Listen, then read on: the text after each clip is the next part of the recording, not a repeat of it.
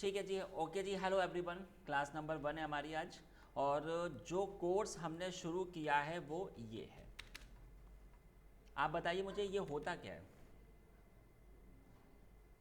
ये क्या है? हाँ जी, एनी आइडिया अबाउट इट, बताइए। Sir, operating system. Operating system, ठीक है। हर कोई कहता है कि ये एक ऑपरेटिंग सिस्टम है, लेकिन ये आंसर आपका गलत है। आज मैं आपको बताता हूँ ये एक्चुअली में होता क्या है, ठीक है ना। हर कोई कहता है कि ये एक ओपन सोर्स ऑपरेटिंग सिस्टम है, ये एक ऑपरेटिंग सिस्टम है, ये एक कमांड बेस्ड ऑपरेटिंग आपका ओवस है। तो आप एक बात समझिए, ये आंसर गलत है। टेक्निकली इसका आंसर कुछ और आता है। क्या आता है जी? मैं बताता हूँ। It is an open source kernel. It is an open source kernel. आज के बाद अगर आपसे कोई पूछता है कि ये क्या होता है, तो यू हैव टू टेल ये एक ओपन सोर्स कर्नल है। इसमें हमारे दो वर्ड आए हैं, एक आया है ओपन सोर्स और एक आया है कर्नल। अभी मैं आपको पढ़ाता हूँ एक एक चीज़। सबसे पहले बात होती है ओपन सोर्स की। ओपन सोर्स होता क्या है? देखो, आईटी इंडस्ट्री में काम होता है वेबसाइट के ऊपर, आईटी इंडस्ट्री में काम होता है एप्लीकेशन के ऊपर, आईटी इंडस्ट्री में काम होता है किसी भी सॉफ्टवेयर के ऊपर। तो सवाल आता है कि ये सब किससे आते हैं? आप सबको पता है कि हमारे अलग अलग इनके ऊपर कोडिंग होती है। जैसे कि एक होता है पाइथन, एक होता है जावा, है ना, एक सॉरी, एक आपका होता है एंड्रॉयड, ऐसे ही आपका सी, और भी बहुत बहुत सारे हैं। तो होता क्या है कि जो कोडर होते हैं वो पहले इससे छोटे छोटे कोड क्रिएट करते हैं। पहले किसी भी वेबसाइट के, किसी भी एप्लीकेशन के छोटे छोटे कोड पहले आते हैं, फिर उन सारे कोड को हमने आपस में अटैच किया। जब वो अटैच हो जाते हैं तो कोई भी आपकी वेबसाइट, कोई एप्लीकेशन या कोई भी टाइप का आपका सॉफ्टवेयर आ जाता है। ऐसी तो काम होता है। अब आप एक बात समझिए, ये जो छोटे छोटे कोड हैं इनको टेक्निकली हम लोग कहते हैं सोर्स कोड। सोर्स कोड, ठीक है। अगर कोई इन सोर्स कोड को एक्सेस कर सकता है और इनमें चेंजेस भी कर सकता है, तो ऐसे कोड को हमने क्या कहा? Open source.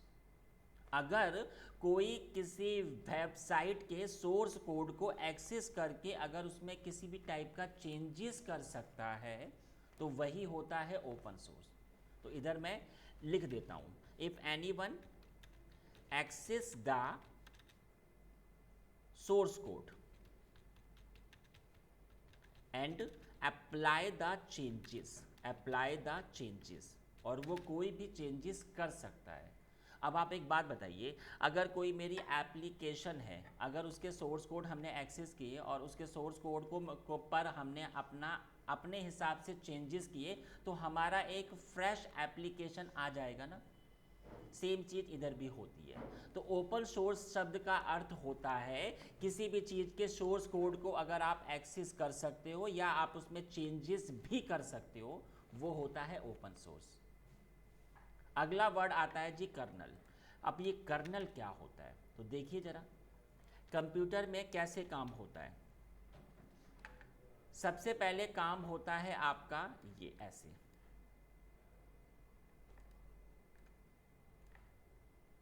सबसे पहले वर्क आता है आपके हार्डवेयर का, है ना। जो कंप्यूटर होता है वो पहले हमारा आता है, फिर इसके ऊपर हमारा ऑपरेटिंग सिस्टम इंस्टॉल्ड होता है, फिर इसके ऊपर आते हैं हम लोग। अब एग्जाम्पल, अगर हमने कोई भी काम किया, मैंने एक कमांड को एग्जीक्यूट किया mkdir, एग्जाम्पल मैंने टाइप किया mkdir इंडिया, तो मैं जो भी काम करता हूँ, एक सेकेंड, ठीक है ना, इधर हमारा जो भी काम हो रहा है, तो इन सबको हमने क्या कहा कि ये हमारा इंस्ट्रक्शंस होता है।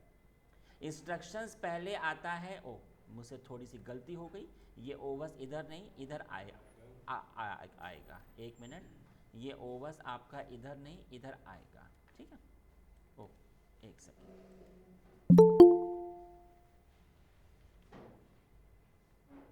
एक मिनट, थोड़ी सी गलती हो गई हमसे। देखिए ये जो है ये ओवस आपका इधर नहीं इधर आता है। व्हाट हैपन, ठीक है, ओवस आपका इधर आता है और इधर आते हैं हम लोग। ये मैंने एक कमांड चला दी mkdir और example India.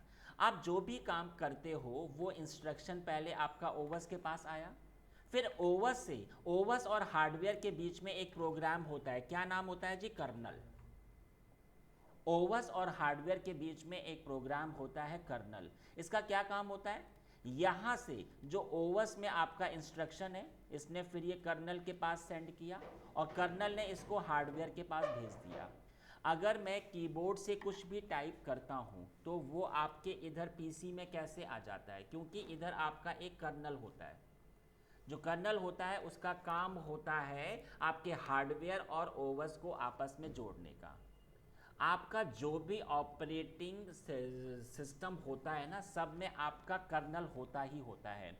Colonel is the heart of OS, ठीक है। तो जो कर्नल होता है it is the heart of OS, ठीक है। हम इधर लिख देते हैं it is a program, it is a program which interface between hardware and OS, hardware and OS. ये एक प्रोग्राम होता है जो कि हार्डवेयर और ओवस को आपस में जोड़ता है। अब सवाल आता है कि सर आपने तो हमें कुछ और ही इन्फॉर्मेशन दे दी, अब तो हम लोग कंफ्यूज हो गए कि भाई हमारा कोर्स क्या है। तो चलिए मैं आपको पढ़ाऊंगा इसकी हिस्ट्री, तो आपको आपका कोर्स अंडरस्टैंड हो जाएगा। बात करता हूं आपसे हिस्ट्री की। तो सबसे पहले जो कर्नल आया था वो इस ईयर में आया था, उसका क्या नाम था, मल्टिक्स। ये आपका पहला कर्नल था। इसके बाद जो अगला कर्नल आया वो आपका 70s में आया था, उसका क्या नाम था, यूनिसियस। ये आपका अगला था। उस टाइम पे काम आपका होता था बी के ऊपर, आज तो आपका काम सी के ऊपर होता है ना। तो उस टाइम पर जो इसमें कोडिंग हुई थी वो बी के ऊपर हुई थी। फिर क्या हुआ guys, in the year of 71 आपका सी आ गया था। फिर तो क्या किया गया, इसी कर्नल को फिर से सी के ऊपर अगेन क्रिएट किया गया इन द ईयर ऑफ 73, और उस कर्नल को हमने क्या कहा, यूनिक्स। आज भी काम होता है इसके ऊपर, ठीक है। और ये आपका सी के ऊपर था। बट प्रॉब्लम इज दैट कि ये जो कर्नल आया था ये ओपन सोर्स था ही नहीं, मतलब इसके सोर्स कोड हर एक को एक्सेस थे ही नहीं। ये जो सोर्स कोड हैं ये सिर्फ 3 कंपनियों को ही असाइन हुए, सिर्फ ये आपके उस टाइम की हो रही है बात। ये जो आपका कर्नल है ये सिर्फ 3 ही कंपनियों को असाइन हुआ, किस किस को, IBM को, HP को और सन माइक्रो सिस्टम को। अब आप एक बात समझो, कोई भी ऑपरेटिंग सिस्टम कैसे हमारा क्रिएट होता है। आ जाता हूँ जी आपके ऑपरेटिंग सिस्टम पर, कोई भी हो, सबसे पहले उसमें कर्नल होता है, फिर उस कर्नल के साथ कई हजार छोटे छोटे सॉफ्टवेयर अटैच होते हैं, बहुत सारे, हजारों। अब मुझे आप एक चीज़ बताइए, ये जो MS पेंट है, MS पेंट एक अलग से आपका एक, ये अलग से ही तो है, MS पेंट अलग से एक आपका प्रोग्राम ही तो है।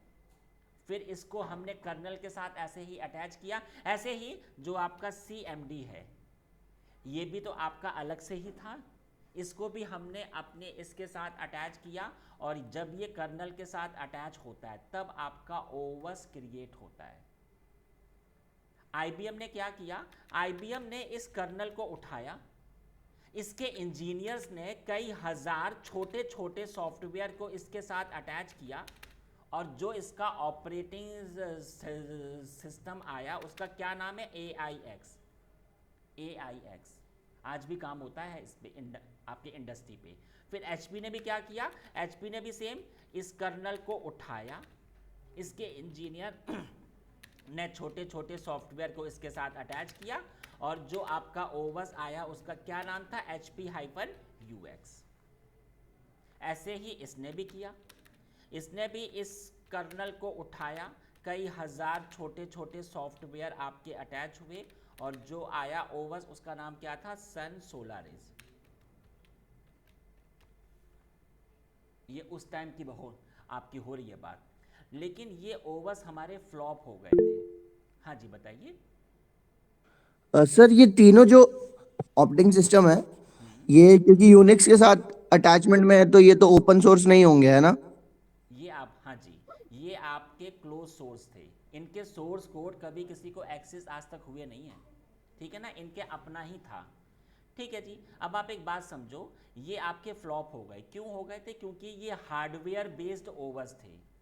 हार्डवेयर बेस्ड का अर्थ होता है अगर आपको AIX को इंस्टॉल्ड करना है तो आपके पास IBM का ही हार्डवेयर होना चाहिए। अगर आपको HP का ओवस इंस्टॉलेशन करना है तो आपके पास HP का हार्डवेयर होना चाहिए। इसलिए IT इंडस्ट्री पे इस पे काम ही नहीं हुआ, काफ़ी कम काम हुआ। फिर एक इंसान आए,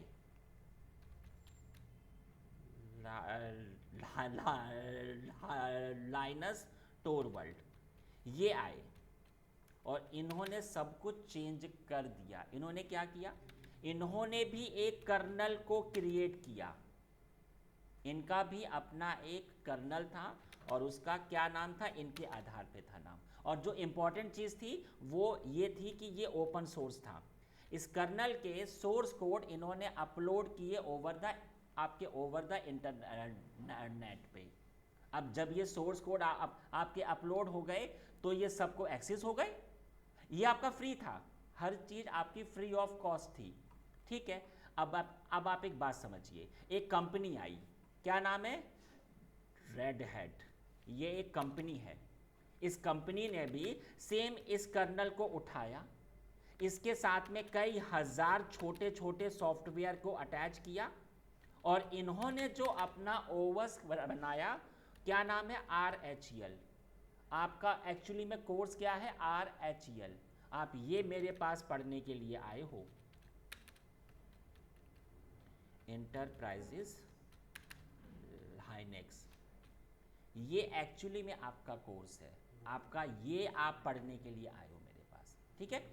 अब मैं आपको फिर से एक बार बता देता हूं ताकि कोई कंफ्यूजन ना हो।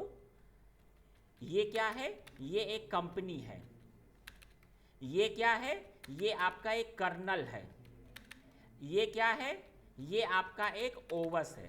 हाँ जी, अभी आपको कोर्स आपका अंडरस्टैंड हुआ ना, एग्जैक्टली आंसर अभी आपको हुआ ना, हर एक इंफॉर्मेशन आपको अच्छे से हुई ना। अब आप अंडरस्टैंड करिए। तो जो काम इस कंपनी ने किया और भी कंपनियां आती गईं, उन्होंने इस कर्नल को उठाया, उन्होंने खुद के ऐप इंस्टॉलेशन किया और ऐसे आज IT इंडस्ट्री में बहुत सारे ओवस हैं। एक है आपका यूबंतु, पता है ना, यूबंतु।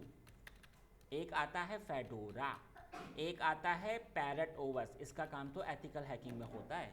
एक आपका होता है कैली, इसका भी काम एथिकल हैकिंग में होता है। एक आपका सूजे आया, ठीक है।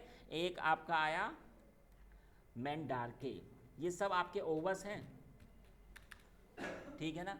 अगर आपने RHEL पे काम अगर आपको आ गया तो आप किसी भी ओवस को ईजिली हैंडल कर लोगे। क्यों, क्योंकि 80% कमांड्स आर सेम, इसमें सिर्फ आपके कमांड पर ही काम होता है, सिर्फ कमांड पर, ठीक है। तो चलिए इतनी बात मैंने आपको बता दी ये वाली, ठीक है। अब आ जाते हैं फिर से हम इसी कंपनी पर। इस कंपनी के दो ऑपरेटिंग सिस्टम आते हैं, एक तो RHEL तो है ही है, एक आता है सेंटोवस। इसके दो ओवस आते हैं। RHEL की कॉपी है सेंटोवर, सेम टू सेम है, एवरीथिंग इज सेम, लेकिन सवाल आता है तो फिर इसमें अंतर क्या हुआ? तो अंतर ये होता है कि RHEL आपका पेड है, RHEL आपका पेड है, इसके पैसे खर्च होते हैं, इसमें एक की आपको परचेज करनी होती है, लेकिन सेंटोवर्स तो हमारा फ्री है। तो सवाल आता है कि अगर कोई चीज़ हमें फ्री प्रोवाइड हो रही है तो मैं उसके एक्स्ट्रा चार्जेस क्यों पेमेंट करूं? ऑफ कोर्स ये बात है। अब आप एक बात समझो, कल को आप एक कंपनी में इंजीनियर हो, अगर आपका ओवर्स RHEL है और RHEL में अगर कोई आपको प्रॉब्लम आती है और अगर आपने इसकी की को खरीदा हुआ है, परचेज किया हुआ है, तो आप इनके इंजीनियर से कांटेक्ट करके वो प्रॉब्लम को सॉल्व कर सकते हो। लेकिन अगर आपकी कंपनी में सेंटोवस है, अगर इसमें कोई इशू आता है तो आपको कोई भी हेल्प होगी नहीं, इसीलिए ये फ्री है। इसके अलावा सब कुछ सेम टू सेम है, जो आपका कोर्स होगा आप इस पर कर लो चाहे आप इस पर कर लो, सारी कमांड सब कुछ सेम टू सेम है, कोई अंतर नहीं है। बात समझ में आई? चलो अगला बता देता हूँ, अगला बताता हूँ इसके वर्जन्स के। वर्जन जिस तरीके से आपके विंडो का भी तो आता है ना, पहले आपका XP आया, फिर आपका 8 आया, फिर आपका 10 आया, 11 आया, आज तो आपका 11 पे काम होता है ना। ऐसे ही आपके RHEL या सेंटोवस के वर्जन आते हैं, 1 आया, 2 3 4 5 6 7 8 9, 5 2 टाइम हो गया, आज तक इतने आए हैं। 1 से 4 में अब तो काम ही नहीं होता है, तो मैं लिख देता हूँ नॉट इन यूज़, इन पे काम अब नहीं होता, ये काफ़ी पुराने हो चुके हैं। और अगर मैं आऊँ 5 6 7 के ऊपर, तो ये थोड़े पुराने हो चुके हैं, लेकिन इंडस्ट्री में आज भी ये आपको शो हो सकते हैं। आज काम होता है इसके ऊपर और इसके ऊपर। एक मिनट गाइस,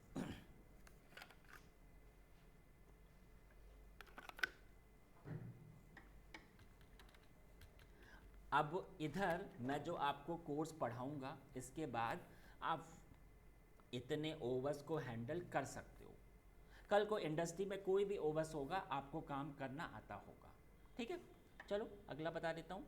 तो अगर आपसे कोई पूछे कि आपका कोर्स क्या है, आप कौन सा ओवर्स पढ़ने आए हो, तो आपको पता होना चाहिए आपका ओवर्स है ये वाला।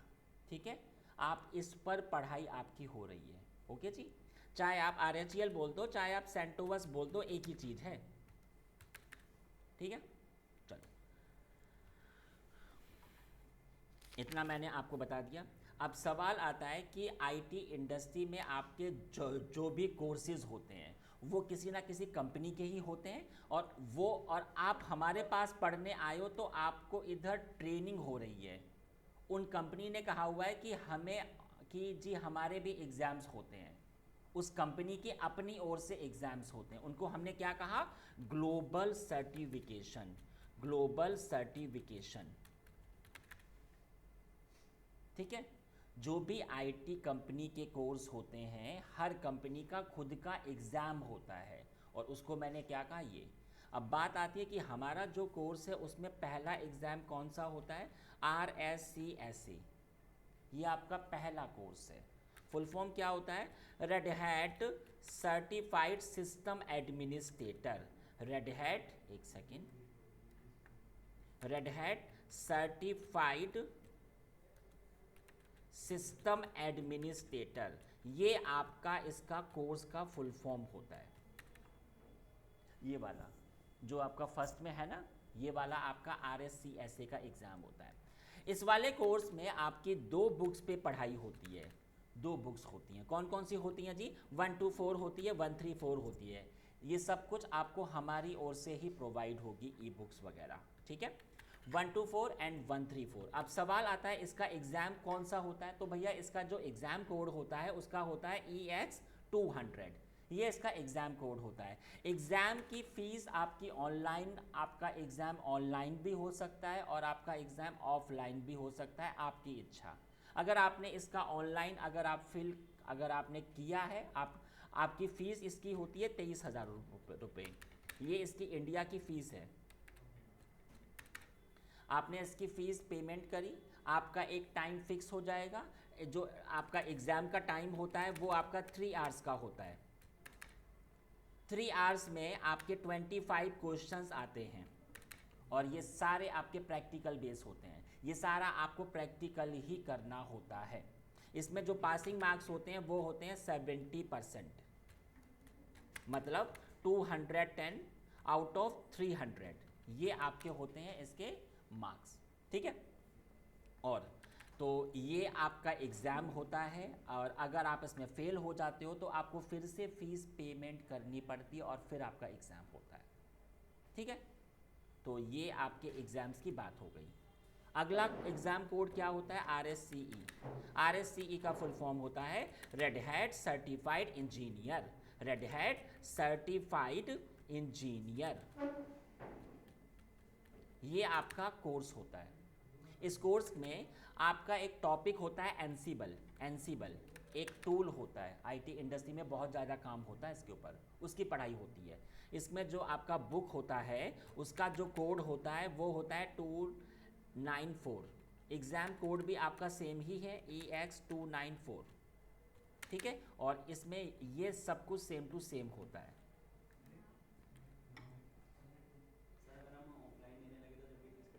ऑफलाइन में भी सेम ही फीस होगी, ठीक है। तो ये आपको मैंने बताया आपके एग्ज़ाम। फिर इसके बाद इसके अलग अलग फील्ड हो जाते हैं कि आपको किस फील्ड में आना है, उसके हिसाब से आपके फिर एग्ज़ाम के कोड हो जाते हैं, राइट। तो गाइज़ ये मैंने आपको बता दिया कि आपके एग्ज़ाम्स कौन कौन से होते हैं, ठीक है। चलो आगे बता देता हूँ। इसके बाद अगले पे आ जाते हैं। अब सवाल आता है कि सर अभी हम तो फ्रेशर हैं, हमारा करियर पाथ क्या होना चाहिए?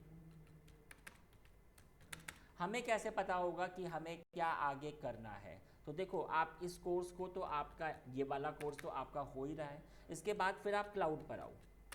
बट सर क्लाउड तो काफ़ी टाइप के होते हैं, एक तो अमेजॉन का होता है, एक अज्योर का होता है, एक आपका गूगल का भी होता है। मैं कौन से क्लाउड और भी आपके क्लाउड्स होते हैं, तो मैं हमेशा बोलता हूँ कि आप इस वाले क्लाउड में आओ। क्यों? क्योंकि एज अ फ्रेशर ये आपको अच्छे से अंडरस्टैंड होता है in the compare of another cloud. इसके बाद आप आइए इस कोर्स में। इस पे अलग अलग टूल्स होते हैं, जैसे कि एक होता है एनसिबल, एक होता है आपका गिट, एक आपका होता है जेनकिन, एक आपका टेराफॉर्म। ऐसे ही बहुत सारे इधर अलग अलग टूल्स होते हैं। इनका क्या काम होता है? जो काम आईटी इंडस्ट्री में पहले हफ्तों में हो पाता था, इन टूल के आने से वो घंटों में होने लग गया है। इसलिए हर कंपनी इस इंजीनियर को बहुत ज़्यादा होता है। तो जो आपका पैकेज है ना, वो फिर ऐसे ही आपका इंक्रीज होगा, ठीक है ना। इसके बाद फिर आप पाइथन पढ़ लो, पाइथन। इसके बाद फिर आप एमएल पढ़ लो। इसके बाद फिर आप एआई पढ़ लो, आर्टिफिशियल इंटेलिजेंस। तो आपको स्टॉप नहीं होना है, ये कोर्स आपको स्टेप बाय स्टेप पढ़ते रहना है, ठीक है। आगे पढ़ो, चलो ओके जी। तो अब मैं आपको पढ़ाता हूँ कि ये ओवस कैसे इंस्टॉल, क्योंकि ये क्या है, ये आपका एक ऑपरेटिंग सिस्टम है। ऑपरेटिंग सिस्टम, सवाल आता है कि ऑपरेटिंग सिस्टम होता क्या है, ओवस होता क्या है। ये जो कंप्यूटर है, ये जो आपके सामने ऐसे ओपन हो रखा है, it is also the Owens ना। तो सवाल आता है कि ओवस होता क्या है। तो देखिए ज़रा, आप ऐसे MS पेंट में आ जाइए। ये देखिए, आप एक शॉप पर गए, आपने एक कंप्यूटर को परचेज किया। तो ये क्या है? It is only the hardware ना, ओनली ये आपका एक अभी आपका हार्डवेयर ही तो है ना। इसमें अगर आपको किसी भी टाइप का सॉफ्टवेयर इंस्टॉलेशन करना है तो सॉफ्टवेयर, तो क्या ये इसमें अभी आपका इंस्टॉल हो पाएगा? नहीं हो पाएगा। अगर मुझे प्रिंटर या स्कैनर को अटैच करके कोई भी प्रिंट आउट करना है, स्कैन करना है, तो क्या मेरा काम जी अभी हो पाएगा? क्या नहीं हो पाएगा। क्या हमारा कोई भी काम हो पाएगा? क्या नहीं हो पाएगा। लेकिन मैंने इस कंप्यूटर के ऊपर जैसे ही ऑपरेटिंग सिस्टम इंस्टॉलेशन किया, ये चारों के चारों आपस में कनेक्ट हो जाएंगे। हाँ जी, सही है ना। तो यहाँ पर आज के बाद कोई अगर आपसे पूछता है कि ओवस होता क्या, ऑपरेटिंग है ना, ऑपरेटिंग सिस्टम, तो आपने सिंपल बता देना है, it is N N interface between hardware, software, user and peripheral devices. जो आपका प्रिंटर होता है, जो आपका स्कैनर होता है, इसको हमने कहा पेरिफेरल डिवाइसेस। ठीक है, पेरिफेरल। डन। अब सवाल आता है कि ठीक है, अब ये ओवस है तो इसको हमें इंस्टॉल भी तो करना पड़ेगा। तो मैं अब आपको ये पढ़ाने जा रहा हूँ कि आपका RHEL का या सेंटोवस का ओवस कैसे आपका इंस्टॉल्ड होता है। ठीक है, तो चलिए अब मैं आपको पढ़ाता हूँ कि ये कैसे आपका इंस्टॉल होगा। ठीक है, अब थिंग इज़ दैट कि सर हमारे पास ना ये हमारा PC है, इसमें हमारा विंडो 11 इंस्टॉल्ड है, हमारा काम अच्छा खासा हो रखा है, इसमें मेरा डेटा भी है। अब आपको ओवस कैसे इंस्टॉलेशन करना होता है, ये रहा आपका एक पेन ड्राइव, इसके अंदर आपका सेंटोवस या RHEL का ओवस है। ये आपका बूटेबल पेन ड्राइव है। बूटेबल इस शब्द का अर्थ होता है कि इसके अंदर आपका सेंटोवस या RHEL की फाइलें हैं।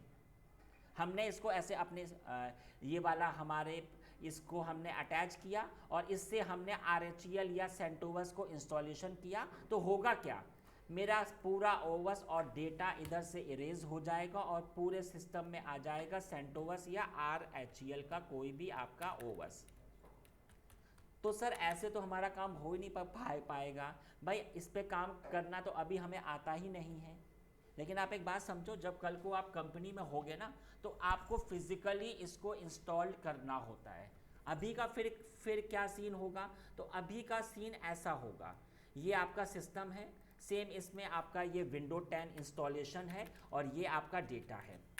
IT इंडस्ट्री में एक वर्ड आता है वर्चुअलाइजेशन। IT इंडस्ट्री में एक वर्ड आता है वर्चुअलाइजेशन। क्या चीज़ होती है, आपके बहुत सारे थर्ड पार्टी सॉफ्टवेयर आते हैं।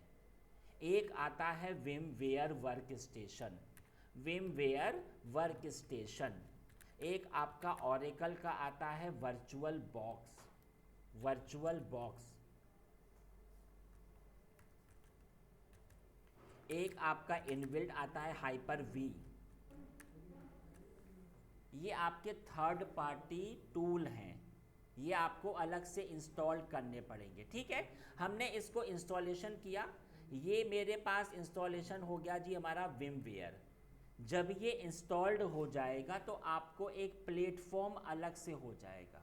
आप एक बात समझो ना, आपका 10 पे काम हो रहा है, ये जो ओवस है इस पे मेरा कुछ भी काम स्टॉप नहीं हुआ है, इस पर मेरा काम हो रहा है। लेकिन सेम टाइम पर मैं इसी प्लेटफॉर्म पर हमारा ये रहा एक सर्वर, इसको हम लोग टेक्निकली बोलते हैं VM बोलते हैं। फुल फॉर्म क्या होता है, वर्चुअल मशीन, ये आपका VM होता है। इस पर मैंने अपना सेंटोवस या RHEL का कोई भी ओवस इंस्टॉलेशन कर दिया। मैं सेम टाइम पर विंडो पर भी काम कर रहा हूँ और सेम टाइम पर इसके ऊपर भी काम मैं कर रहा हूँ। ठीक है, तो इस शब्द का अर्थ होता है कि हार्डवेयर एक ही है, एक ही हार्डवेयर पर एक ही टाइम पर दो या उससे अधिक ओवस काम कर रहे हैं, उसको मैंने ये कहा। राइट, अब आप एक बात समझो, इधर भी एक प्रॉब्लम की बात हो जाती है। क्या हो जाती है बात, एग्जाम्पल इसमें मेरा हार्डवेयर है, ये मेरा 8 GB का है, रैम मेरा 8 GB का है, CPU हमारे पास 4 कोर हैं और 4 कोर है ना, 4 कोर का। हार्ड ड्राइव जो है हमारे पास वो 500 GB की है एग्जाम्पल। ठीक है, जब आपका VM क्रिएट होता है तो इसको भी तो हार्डवेयर पे काम करना है ना, तो इधर फिर आपके हार्डवेयर के हिस्से होंगे। इधर हमने कहा कि ठीक है, इसको असाइन हो गया आपका 2 GB एग्जाम्पल, इसको मैंने CPU असाइन किया 1, इसको मैंने हार्ड ड्राइव असाइन की 50 GB की। तो ये हार्डवेयर कहाँ से आएगा, इधर से ये कटकर इधर आ जाएगा। जब आपका इसके ऊपर काम हो रहा है तो ये हार्डवेयर इसको असाइन हो जाएगा और इतना हार्डवेयर ओरिजिनल में कम हो जाएगा।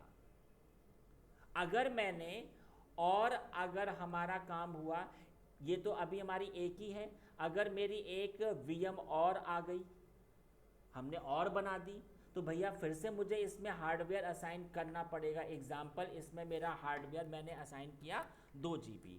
अब आप एक बात समझो, टोटल था 8 GB, 2 GB इसको असाइन हुआ, 2 GB इसको असाइन हुआ, मतलब 4 आपका अलग हो गया, 4 अभी इसको असाइन है, और अगर हुआ तो फिर और भी हिस्से होंगे, तो होगा क्या, इसकी स्पीड स्लो हो जाती है। अगर आपके पीसी में कम हार्डवेयर है तो आपकी स्पीड हो जाएगी स्लो, ये इसमें प्रॉब्लम होती है बस। ठीक है, तो चलिए इसी के थ्रू मैं आपको पढ़ाता हूँ कि ये कैसे आपका इंस्टॉल्ड होगा। तो सबसे पहले मैं आ जाता हूँ कि जब ये आपका इंस्टॉलेशन होगा तो हमारे पास क्या क्या पहले से होना चाहिए। तो देखिए, सबसे पहला आपका होता है, आपके पास कोई भी वर्चुअलाइजेशन का सॉफ्टवेयर होना चाहिए। आपको अभी हमने पढ़ाया कि कोई भी हो सकता है, चाहे आपका विमवेयर को उठा लो, चाहे आप जो आपका वर्चुअल बॉक्स होता है उस पर भी आपका काम हो जाएगा, कुछ भी उठा सकते हो एज यू विश। इसके बाद आपको कौन सा ओवस इंस्टॉलेशन करना है, चाहे वो RHEL हो चाहे वो सेंटोवस हो, वो ओवस की कॉपी आपके पास होनी चाहिए। IT इंडस्ट्री में ओवस की फाइल को हम लोग बोलते हैं ISO इमेज। आपको जो भी ऑपरेटिंग सिस्टम इंस्टॉलेशन करना है, चाहे वो आपके विंडो का भी हो, उसके ओवस की फाइल को हम लोगों ने क्या कहा, ISO इमेज। अब सवाल ये आता है कि सर अगर हमें सेंटोवस पे काम करना है तो देखो जी, आप चुपचाप ऐसे अपने आ जाओ एंड जस्ट टाइप हियर सेंटोवस। हमने कहा मुझे ये वाला चाहिए सेंटोवस, ये इसकी ऑफिशियल साइट है। आपने ऐसे क्लिक किया, सामने ये अभी आपके ऐसे ओपन हो जाएगा। इसने ये कहा कि देखो भैया जो 8 है ना वो आपका ख़त्म हो जाएगा, इस डेट को ये ख़त्म हो जाएगा, अब आपका काम सिर्फ इसी पर होना है। ठीक है, अगर आपको इसके ओवस की इमेज चाहिए तो आप इसके ऊपर ऐसे क्लिक कर दो। इसकी इमेज अप्रॉक्स 10 GB की है, ये देखिए 10.6 GB की है, तो ये हमारे पास में है। You can take from me also as you wish. ठीक है, तो ये हमारे पास पहले से है, तो फिर मैंने इसको ऐसे क्लोज किया। तो ये आपके पास होनी चाहिए, मैं आपको दिखा देता हूँ। हमारे पास सारे ओवस हैं, ये देखिए, ये सेंटोवस के हैं, ये आपके RHEL के हैं। ठीक है, ऐसे ही अगर आपको RHEL का ओवस चाहिए तो RHEL के लिए भी फिर आप ऐसे ही आ जाओ और यहाँ पे आप टाइप कर दो RHEL का, मुझे ये वाला ओवस चाहिए। ये इसकी ऑफिशियल साइट होती है, बस इस पर क्लिक होगा। आपका अकाउंट आपका इधर होना चाहिए, चाहो तो आपका अकाउंट हो सकता है, अदरवाइज आप अपने इस वाले अकाउंट से भी स्टार्ट हो सकते हो। हमारे पास पहले से अकाउंट है, मैं चुपचाप इसके अंदर आया और ये देखिए अब इधर से और इसका भी सेम ही होगा साइज़। तो ये मेरे RHEL का ओवस अभी आना शुरू हो जाएगा, ये देखिए। तो सबसे पहले आपके पास ओवस की इमेज होनी चाहिए। ठीक है,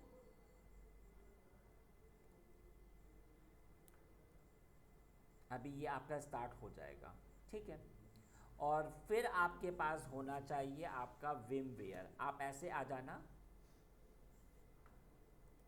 और यहाँ पे आपने टाइप क्या किया, विमवेयर वर्क स्टेशन। देखिए ये आपकी जो आपकी ऑफिशियल वेबसाइट है, सिंपल आप ऐसे आ जाना इसके ऊपर। लेकिन ये आपका ट्रायल होता है, ओनली फॉर द 30 डेज होगा। तो हमारे पास हमारी एक की है, तो मैं एक काम करता हूँ, जब ये आपका इंस्टॉलेशन हो जाएगा तो इसकी की भी मैं आपको दे देता हूँ। ये रही इसकी की। ठीक है, तो ये की उसमें आपकी इंसर्ट हो जाएगी, तो ये फिर आपका एक्टिवेट हो। मैं यहाँ पे लिख देता हूँ, विमवेयर की है ये कौन सी वाली, ये रही। इससे ये आपका एक्टिवेट हो जाएगा, हमेशा के लिए हो जाएगा, राइट।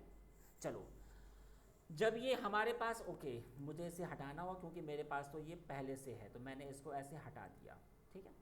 चलो, अब सवाल आता है कि ठीक है, अब ये आपका आसानी से इंस्टॉलेशन हो जाएगा। जब ये इंस्टॉलेशन हो जाएगा तो ये ऐसे आइकन में आ जाएगा। ये इसका आइकन है बियर का। आपने इसको ऐसे ओपन किया, आपने जब इसको ऐसे ओपन किया तो ये फर्स्ट टाइम अभी आपके सामने अभी ओपन हो रहा है। Please wait.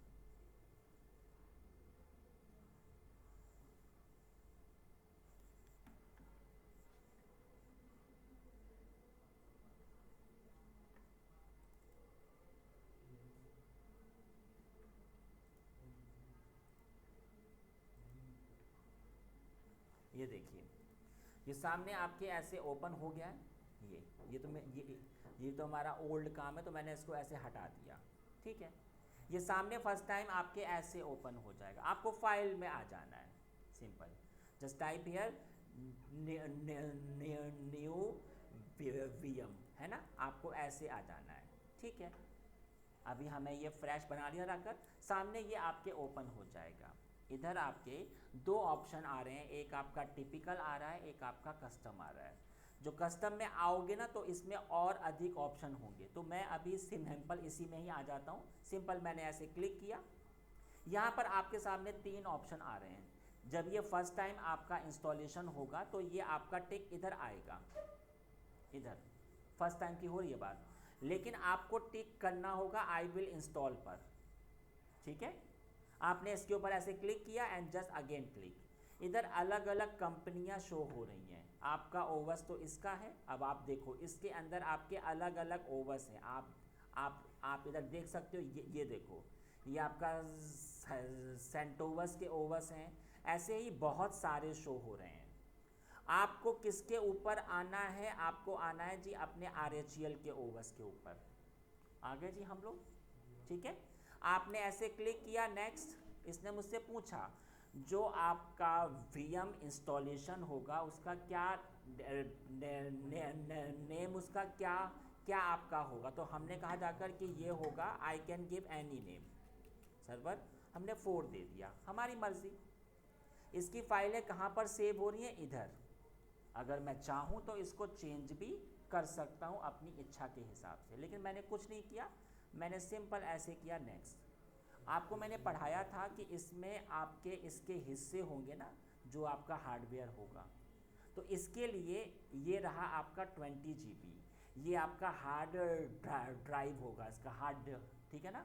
तो इसको मैंने ऐसे किया 20 GB। इधर ये 2 ऑप्शन आ रहे हैं कि जो ओवस आपका इंस्टॉलेशन होगा उसकी एक ही फाइल हो जाए तो आप इधर आ जाओ, काफ़ी सारी फाइलें हो जाएं तो आप इधर आ जाओ। तो ये इतना अभी आपका वो इम्पोर्टेंस अभी आपका है नहीं, आप बस इसको ऐसे इग्नोर करो, सिंपल आके नेक्स्ट। इधर आपका एक ऑप्शन आ रहा है कस्टमाइज हार्डवेयर। मैं चाहूँ तो इधर से आ जाऊँ, या मैंने इधर से फिनिश किया और मैं इधर से भी आ जाऊँगा। ये देखो एडिट पर, इधर सामने कुछ ऑप्शन आ गए। इसने कहा कि जो आपका VM होगा इसकी रैम कितनी होगी। तो देखिए हमारे इसमें ये इतनी अटैच है, तो हमारी मर्जी। तो हमने कहा ठीक है, ये हमारी हो जाए 3 GB के आसपास। ये देखो जो आपका प्रोसेसर है वो आपके 2 असाइन होंगे। हमने कहा नहीं, आप बस एक ही इसमें असाइन कर दो। हार्ड ड्राइव तो आपकी सेट ही हो गई। इंपॉर्टेंट चीज़ क्या है? ये रहा CD DVD। इसने मुझसे ये कहा कि आपका जो ओवस है वो किससे इंस्टॉल्ड होगा, तो क्या वो आपकी ओवस की इमेज है? हमने कहा हाँ जी, आपको इधर आना पड़ेगा, ठीक है। अब आपकी इच्छा, आप चाहे तो सेंटोवस के ऊपर आ जाओ, आप चाहे तो अपना RHEL के भी ऊपर आ जाओ, आपकी इच्छा। चलो जी, मैं आ जाता हूँ अपने सेंटोवस के ऊपर। ये देखिए मैं इधर आ गया, ठीक है। तो ये इतना काम आपको पहले करना पड़ेगा। ये सिर्फ अभी आपका एक प्लेटफॉर्म है, सिर्फ आपका ये एक प्लेटफॉर्म है। अब इस पर हमारा ओवस इंस्टॉलेशन अब आपका स्टार्ट हो रहा है। अकॉर्डिंग ऑफ द पिक्चर ये पहले आपका एक प्लेटफॉर्म हो गया, इसके ऊपर अब ये आपका काम शुरू होगा। ठीक है, इसको मैंने आया और जस्ट पावर ऑन, तो देखिएगा पावर ऑन होते ही इधर अभी आपके सामने 3 ऑप्शन आ जाएंगे। ये जो आपका कर्सर है ना, अगर इसमें ये ऐसे आपका हाथ सा आ रहा है तो इट मीन्स अभी आप इससे आउटसाइड हो, आपको इसके अंदर आकर ऐसे क्लिक करना पड़ेगा। अब आप इसके अंदर आ गए। 3 ऑप्शन आ रहे हैं। पहले ऑप्शन ने कहा कि आप हमारे ओवस को इंस्टॉल कर दो।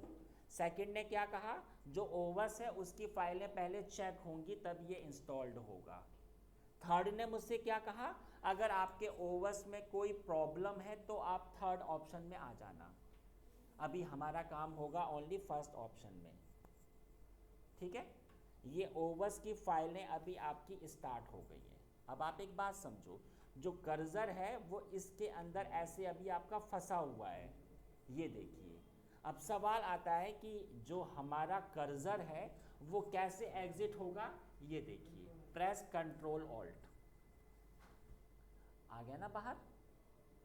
अगर आपको इसके अंदर फिर से आना है तो फिर से ऐसे क्लिक, ये देखो हम लोग आ गए। और जो आपका एग्जिट होगा वो आपका होगा कंट्रोल ऑल्ट से। ठीक है, स्क्रीन अगर आपका स्मॉल आ रहा है तो ये जो स्क्रीन है वो इधर से ऐसे आपकी इंक्रीज भी हो जाएगी, ये देख लीजिए। तो ये ओवस की फाइलें अभी आपकी हो रही हैं गाइस, प्लीज़ वेट।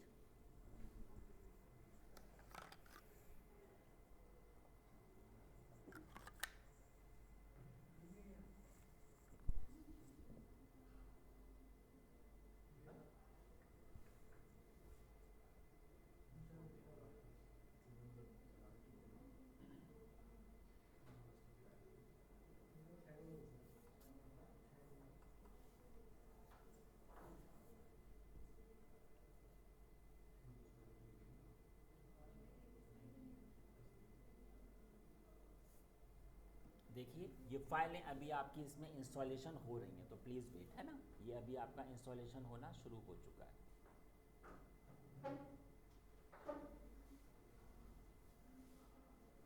हाँ जी, एक मिनट गाइस।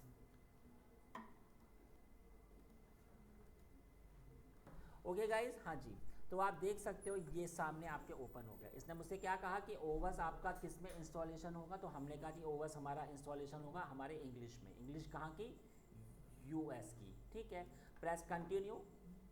जैसे ही आपने इसको प्रेस किया थोड़े से ऑप्शन और आ जाएंगे। इसने मुझसे कहा कि आपके कीबोर्ड को क्या अंडरस्टैंड होगा, इंग्लिश ही होगी। अगर आपको कुछ और भी आता है तो आप इधर से ऐड कर सकते हो, बट अभी आप इसको इग्नोर करो।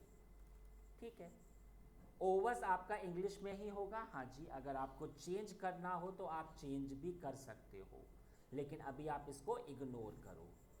आपका टाइम क्या है, तो अभी आप इंडिया में हो तो फिर इंडिया के हिसाब से एशिया कोलकाता अपने आप से आ गया। अभी आप इसको ऐसे छोड़ सकते हो।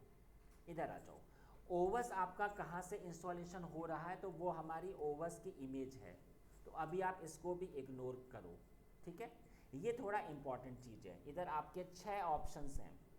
पहले ऑप्शन में क्या है, मैं यहाँ पे एक बार लिख देता हूँ। जब आप इसमें आते हो तो पहला ऑप्शन क्या है जी, server with GUI, server with GUI। और एक तो अभी आपका फर्स्ट ऑप्शन इंपॉर्टेंट है और एक third option, minimal installation.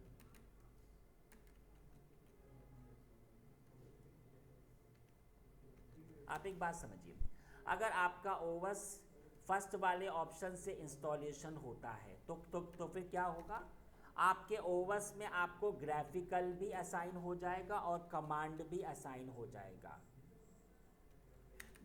GUI का फुल फॉर्म होता है जी ग्राफिकल यूज़र इंटरफेस। इधर मैंने टाइप किया ग्राफिकल यूज़र इंटरफेस, ये इसका फुल फॉर्म होता है। और CLI का कमांड लाइन इंटरफेस, तो इधर मैंने टाइप किया कमांड लाइन इंटरफेस, ये इसका फुल फॉर्म हो गया जी। सही है, मैं क्या कहना चाह रहा हूँ आप खुद देखिए। ये जो आपके सामने ओपन है ये होता है जी आपका आपका ग्राफिकल, और ये रहा आपका CLI, है ना, ऐसे तो ओपन होता है CMD से। इस वाले ओवर्स में अभी आपका ग्राफिकल भी है और आपका CLI भी है, लेकिन अगर आपने इस वाले ऑप्शन से इंस्टॉलेशन किया तो सिर्फ आपका CLI ही आएगा। अभी मैं इस पर भी आऊँगा। मैंने सिर्फ अभी फर्स्ट वाले ऑप्शन को ऐसे चेक किया। अब आप इधर देखिए, ये देखिए इस साइड पर ये ऐसे आपके चेंज भी हो रहे हैं।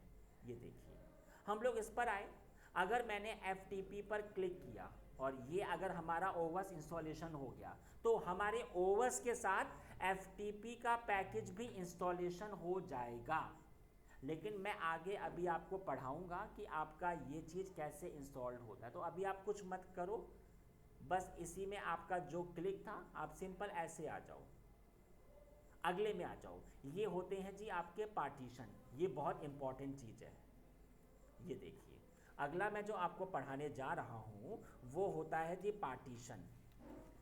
आप सबको पता है कि जो आपका विंडो होता है इसमें एक आपका C ड्राइव होता है, एक आपका D होता है, एक आपका E होता है। ऐसी तो काम होता है, ये देखो ना सामने, हाँ जी, C drive D drive.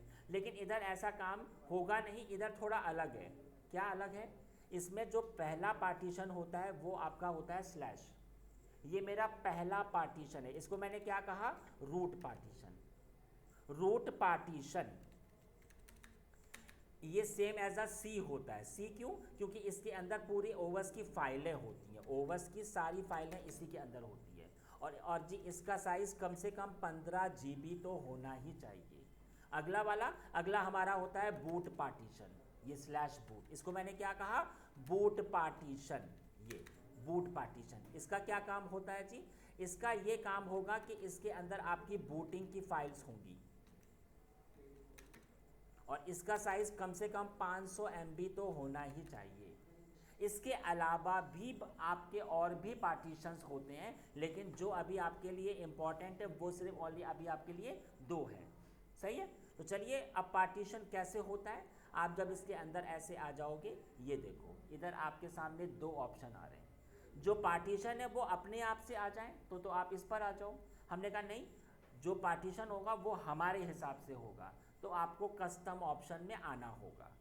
Okay, इधर आ गए जी हम लोग डन पर। अब ये देखो, इसने मुझसे क्या कहा? टोटल आपके पास में इतना स्पेस है और ये इतना ही अभी आपका खाली है। तो पार्टीशन के लिए आप ऐसे प्लस ऑप्शन में आ जाओ।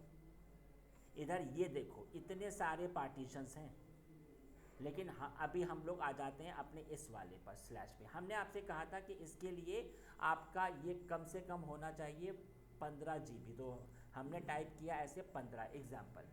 अगर आपने सिर्फ इसको 15 टाइप किया तो आप एक बात अंडरस्टैंड करिए, ये इसका क्या हो गया साइज़? 15 MB, और हमारा काम था 15 GB के ऊपर, तो ये वाला तो हमारा बहुत ही कम हो गया। तो अगर आपको इसको हटाना है तो आपने ऐसे क्लिक किया, ये देखिए हट गया ना। फिर से आ जाओ, कल हमने आपको पढ़ाया था कि 15,000 ये MB इज इक्वल टू आपका ये हो जाएगा इतना 15 GB। तो आप इसको ऐसे भी कर सकते हो, या फिर मैंने ऐसे टाइप किया 15 और ये रहा आपका कैपिटल G, ऐसे भी आपका ये हो जाएगा। ये देखिए आ गया ना 15 GB। ये था कम से कम का। अगर आपके पास और स्पेस है, हाँ जी हमारे पास है, तो फिर इसको मैंने ऐसे अभी आपका इंक्रीज़ किया। ये देखिए हमने कहा जाकर कि ये हो जाए मेरा 18 GB, ठीक है हो जाएगा। ये देखिए 18 GB, आपकी मर्जी। अगला जो पार्टीशन होता है वो आपका होता है जी बूट पार्टीशन। आपको मैंने कहा था कि इसका साइज़ कम से कम 500 MB तो होना ही चाहिए, लेकिन हमारे पास अभी एक्स्ट्रा स्पेस है तो मैंने कहा कि इसका साइज़ हो जाए 2 GB। आपकी इच्छा, ठीक है। तो देख सकते हैं मेरे ये 2 पार्टीशन आ चुके हैं, अंडरस्टूड ना। ये देखिए इधर भी आपको शो हो रहा है कि अब आपके पास ओनली इतना ही खाली स्पेस है। जब ये सारा काम हो गया, आपने क्लिक किया इसके ऊपर और फिर आप आ जाएंगे एक्सेप्ट चेंजेस। हाँ जी हो गया जी। इसके बाद केडम पे आ जाओ। के डम्प का आपका फुल फॉर्म होता है जी आपका कर्नल डम्प। अगर ये इनेबल है और ना ये आपका हमेशा इनेबल ही होता है। कल को अगर आपके ओवस में कुछ इशू आ जाए तो वो इससे आपका ठीक हो जाएगा, ठीक है। तो इसको अभी आप इग्नोर करो। ओवस के इंस्टॉलेशन टाइम पर ही अगर आप चाहते हो कि इसका होस्ट नेम हो जाए, इसमें आईपी हो जाए, तो आप अभी आ जाओ, लेकिन ये अभी इतना इम्पॉर्टेंट है नहीं, तो इसे भी अभी आप इग्नोर करो। कोई पॉलिसी वगैरह अगर अप्लाई करनी है तो आप इधर से कर सकते हो, लेकिन मैंने अभी इसको इग्नोर किया। अभी जो हमारे लिए इम्पॉर्टेंट था एक तो ये था और एक ये था, बस, ठीक है। अब मैं अगले पार्ट पे आ जाता हूँ। देखो, जब आपका विंडो इंस्टॉलेशन होता है तो सबको पता है कि एडमिनिस्ट्रेटर अपने आप आ जाता है ना, आ जाता है ना। और जो आपका एडमिनिस्ट्रेटर होता है इसके पास में पूरी पावर होती है, ये कुछ भी कर सकता है, सही है ना। ऐसे ही एक अकाउंट आपका इधर और भी होता है। एग्जाम्पल हमने कहा एबीसी और इसको हमने क्या कहा, स्टैंडर्ड अकाउंट। स्टैंडर्ड अकाउंट के पास में कम पावर होती है, कम। ऐसे ही अगर मैं अपने ओवस पे आऊँ तो इस पर जो अकाउंट अपने आप से आ जाता है वो आपका होता है रूट। अरे सर, अब तो हम लोग कल, अब तो सर ये तो आपका इधर भी है रूट और जी इधर भी है, तो ये अलग है, ये आपका पार्टीशन है, इसका काम अलग हो गया। लेकिन ये क्या है, ये आपका एक अकाउंट है। It is same as a administrator, इसके पास भी पूरी पावर होती है। पूरे कोर्स में मैं इसको कहूँगा प्रिविलेज, क्योंकि इसके पास में पूरी पावर होती है, सेम एज अ एडमिनिस्ट्रेटर, ठीक है। और एक और अकाउंट आपको आपको करना होता है same to same as a standard, उसको मैंने क्या कहा, नॉन प्रिविलेज। इसके पास में कम पावर होती है। तो देख लीजिए आप, इधर में आया, ये देखिए, इसमें पासवर्ड आपको आपकी इच्छा, I can give any password, ये देखिए हो गया मेरा पासवर्ड इसमें। और इसके बाद में आपको एक अकाउंट, तो I can give any name, हमने कहा एबीसी, जी आपकी इच्छा। और इधर मैंने ये पासवर्ड ऐसे इसको दे दिया, आपकी इच्छा, गिव द एनी पासवर्ड। और ये देखिए, ये हमारा हो गया जी इधर आपका ये डन। और मैंने इस पर ऐसे क्लिक किया। और एक बात और आप अंडरस्टैंड कीजिए, इधर जो आपका विंडो होता है, विंडो में हमने क्या कहा, सॉफ्टवेयर, है ना। लेकिन इधर मैंने इसको क्या कहा, पैकेज, एक ही चीज़ होती है। पैकेज बोल लो, सॉफ्टवेयर बोल लो, एक ही चीज़ है। तो आप देख सकते हो गाइज, ये अभी आपका इंस्टॉलेशन होना शुरू हुआ है, इट विल टेक टाइम। आपको मैं एक बात बता दूं, अगर आपका ओवस ग्राफिकल इंस्टॉलेशन में होता है तो ये आपका इतने टाइम में इंस्टॉलेशन हो जाता है। लेकिन अगर मैं अभी कल आपको पढ़ाऊंगा CLI से, तो उसमें ये आपका इंस्टॉलेशन हो जाता है सिर्फ इतने टाइम में। तो गाइज़, ये पहले आपको इंस्टॉलेशन करना होगा, ठीक है। तो ये आज का हमारा टास्क हो गया। आज हमने आपको आपके कोर्स का इंट्रो बताया, ओवस कैसे आपका इंस्टॉलेशन होता है। कल मैं आपको पढ़ाऊंगा कि जो ओवस है वो आपका CLI से कैसे इंस्टॉल्ड होता है।